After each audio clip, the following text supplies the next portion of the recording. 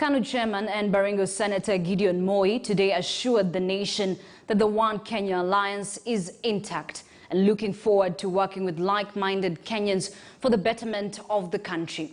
Speaking in Gem constituency in Siaya County at the burial of Mama Sophia Onyango Ojera, Moi said that very soon ODM leader Raila Odinga and President Uhuru Kenyatta will formally join the OKA brigade.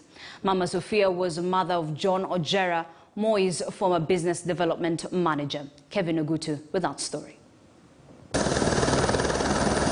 Baringo Senator and KANU Chairman Gideon Moi was in Anyiko village in person to commiserate with the family of his long-serving former business manager John Ojera as they laid Mama Sophia Onyango Ojera to rest.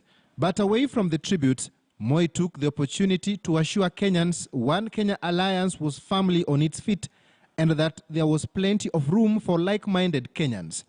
Na vile tumeamua sasa ndio tutafanya kazi with like-minded Kenyans. Tutafanya kazi na wale ambao lengo letu yote ni pamoja. Sisi zote tukae pamoja.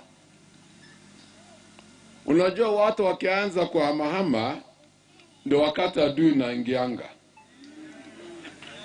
Si ndio?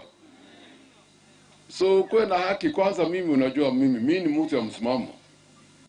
He said Kenyans can take his word that OKA will form the next government after next year's general election, saying they have been working with several other leaders who will formally join OKA in the near future. Hata tuko na Right Honorable Raila Omolo Odinga ambayo tunafanya kazi pamoja. Sisi zote, hata Rais Uhuru Kenyatta hapo. Sasa ukihesabu hiyo wanaume hiyo wote,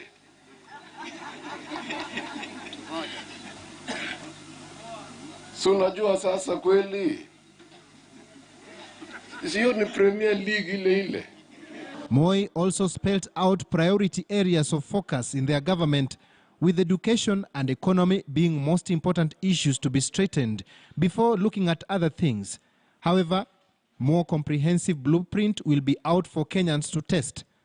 Tumesema ya secondary education kama OKA, tumesema tunataka tulete free secondary education kwa wananchi. Tumesema mambo ya 24-hour economy tunataka in 3 shifts.